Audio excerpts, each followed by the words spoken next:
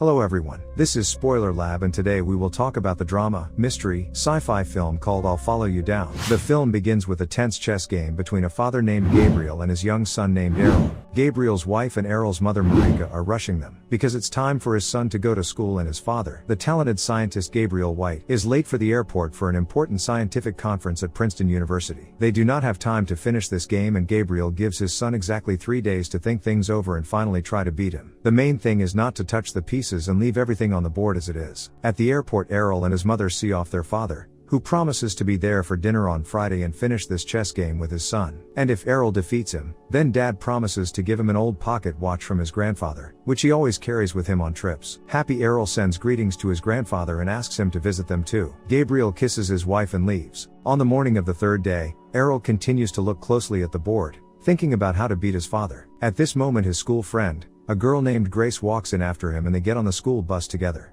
After taking her son to school, Marika excitedly sends a voice message to her husband, who all this time suspiciously doesn't feel well. On the school bus, Errol sits with Grace and he clearly likes her. In front of her, he brags that he built a spaceship out of Lego for the two of them and for their unborn child. At the appointed time, Errol and his mother are already at the airport and ready to meet their father, but he is still not there. All the passengers on the flight have already left, but Gabriel does not even pick up the phone. The employee admits that he could have been detained during the check, but something is clearly wrong here. Marika calls the hotel where her husband is staying, but there she is informed that Gabriel White hasn't checked in yet, which means he should still be with them. After checking his number, it turned out that all Gabriel's luggage was in place, but he was still not there, and he didn't leave any note either. Without hesitation, Marika sets out to find her husband in Princeton. In addition, her father lives there, who is also a physicist and a professor at a local university named Sal. He saw the guy, who disappeared once. Last time he saw him was in the workshop of the student town. According to him, Gabriel brought there a lot of boxes and things, among which they suddenly notice his wallet and phone. Together with her father, Marika begins an active search for Gabriel. They go to the police,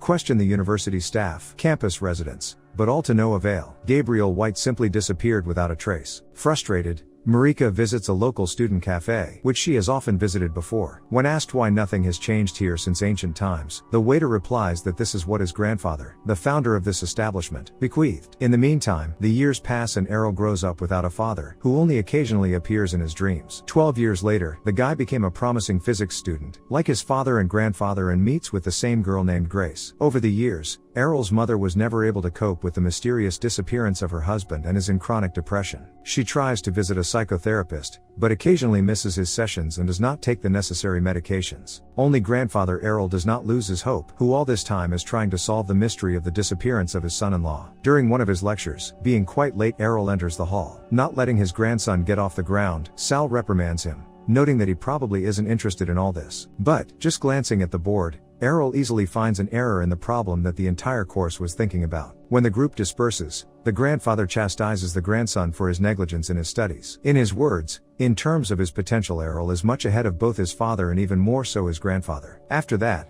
Sal invites his grandson to go with him to the laboratory. Sal explains to Errol that his father most likely managed to understand the phenomenon of multiple universes. After all, each universe is like one string with time points. So, his father found a way to move along such a string into the past through the so-called mole. All the devices Gabriel left here support this theory. According to his guesses, Gabriel could go back to 1946. But in order to repeat this experiment, Sal constantly lacks the necessary knowledge, because he is not an expert in string theory and quantum mechanics. But Errol, according to his grandfather, is quite capable of this puzzle. In his words, since the moment of the disappearance of their father, they have been living in some kind of alternative reality, where everything went wrong. And if you try to fix everything, then their whole life, both Errol's and his mother, will return to their previous happy course. Errol is skeptical about his grandfather's enthusiasm, noting that his mother has been trying to forget him for so many years and there is no need to stir up the past again. He urges his grandfather to quit this venture and not tell anyone else about it, especially his mother. During one of the evening gatherings, one of the guests looking at a family photo asks Marika, who is this man? She replies that this is her husband, but Errol adds that he died long ago. Left alone with his grandson, Sal nevertheless begs him to tell his mother about this theory. Later on, Errol's mother asks why he never remembers his father and never talks about him. After all, she still always thinks about him. Errol replies that he barely remembered his father at all. He only remembers that in between his travels they often played chess. Marika recalls that Errol's father was a genius and, although he tried to change the world during working hours, he always returned to dinner on time, as well as evenings. Perhaps they bored him.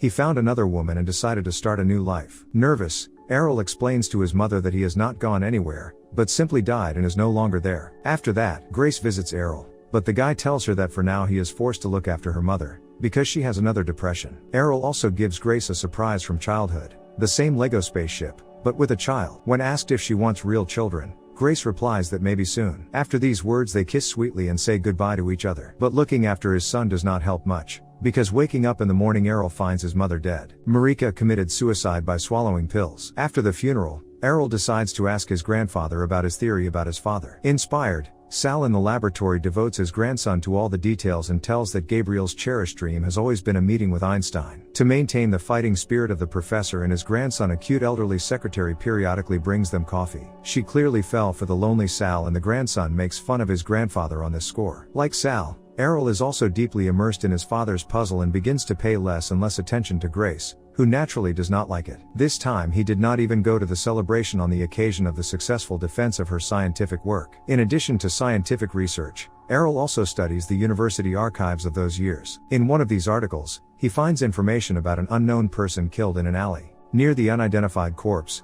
in the photo, Errol notices a painfully familiar pocket watch. Grace spends more and more time alone, but eventually breaks down and visits Errol in the laboratory. And although Sal assured his grandson not to tell Grace anything, the guy gives up and tries to explain that he and his grandfather are trying to create a molehill in order to get to 1946, where his father supposedly moved. But there he was accidentally killed, and there is substantial evidence of this in the photo with the clock. In short, somehow, they need to prevent all this, but it will be extremely difficult to do it. At dinner, Grace asks Errol if they succeed, how their current lives will change. Errol exclaims that then his father will be alive, his mother will not commit suicide, and everyone will be happy. But Grace logically assumes that then their lives can change dramatically. Let's say Errol goes with his living father somewhere to the cinema and meets another girl there. They get to know each other, get married, and everything goes differently. Errol reassures Grace that they knew each other even before his father disappeared and even sat together on the school bus. So, in any case, fate will bring them together again. In an attempt to make love, they accidentally hit the same chessboard that has been waiting for the continuation of the game for 12 years. The arrangement of the figures is broken and Errol frantically tries to put everything in its place. At this moment, Grace finally freaks out and tells Errol that she must stop living in the past, because she is pregnant. Grace leaves, and Errol quickly descends into the basement and, like a possessed psycho, paints the walls with all possible variations of timelines, trying to realize what he can change in the past without ruining the future. Noticing this, Grace confronts him with a choice. Either she or that's it. After all,